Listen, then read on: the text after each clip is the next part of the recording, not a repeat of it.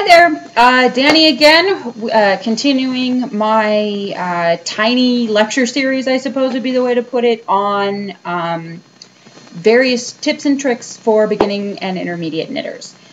Today I want to talk real quickly about wraps per inch and just gauge in general, and perhaps even identifying yarn that has lost its label or maybe never had one. I have a big stash. I have a big stash that is full of a lot of stuff that I don't even necessarily remember buying.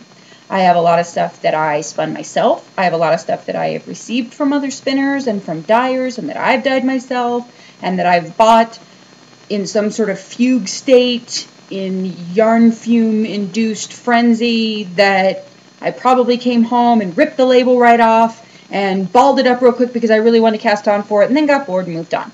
I sort of have knitting ADD. So a lot of my yarn is now without labels, and I can usually figure out what it is, but I want to show you, in case you lose the label, or in case you get something, or you inherit your grandmother's stash from 45 years ago and it doesn't have labels on it, how you can kind of figure out at least what weight it is, so you know what kind of project and what needles to use with it. So there's a range of yarn weights. They go from cobweb, which is like you can't even barely see it with the naked eye, all the way up to basically rope, which is the sort of stuff that Wenlin Chia from Twinkle uses, which is great, but the cobweb and the super chunky, probably most knitters aren't getting anywhere near. So I'm going to start with fingering weight today, which is also called sock yarn, and going up to just chunky weight, which is kind of a little bigger than bulky. So fingering weight is referred to as sock yarn. I'm going to see if I can pull this up to the camera well enough for you to actually see how thin it is. It probably doesn't make a whole lot of sense, but it's pretty thin. Now, fingering weight is considered usually about 16 wraps per inch. Now, I want to explain to you what wraps per inch is. Wraps per inch is where you take a little tool, or you can use just a straight ruler. This particular little tool came from Girl on the Rocks. My friend Donna bought it for me. I love it because I'm a spinner too, so it comes in handy, and it's cute. It's a little sheepy. So anyways, and it just has a little notch in it that measures 1 inch.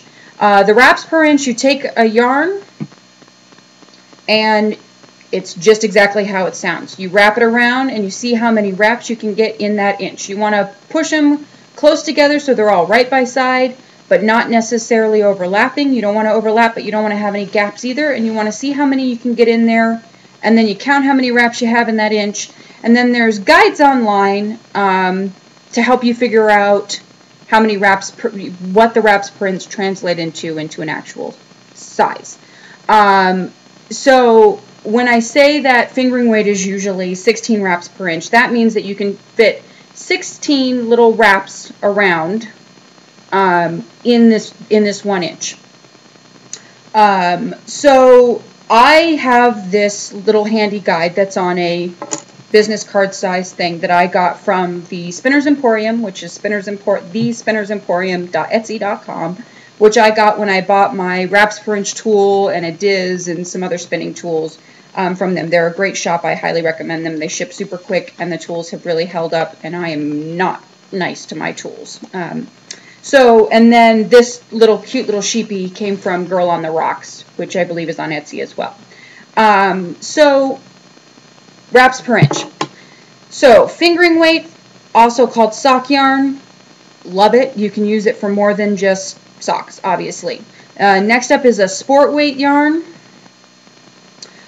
Sport weight and DK weight are very similar, sometimes called baby yarn, sometimes called double knitting, which is what DK stands for. It's fairly noticeably bigger than fingering weight. A lot of people even use it for socks.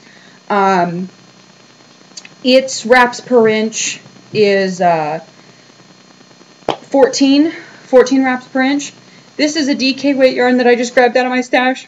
Really not that much bigger. Tiny bit bigger than the sport weight. Next up from there is the worsted weight, which is what most knitters are probably used to dealing with. That's what you'd use for sweaters and things like that. Then we've got a bulky weight, which is a little larger than the worsted weight. And then finally we have a chunky weight. This is actually a hand spun, so some parts are a little thinner and some parts are a little thicker.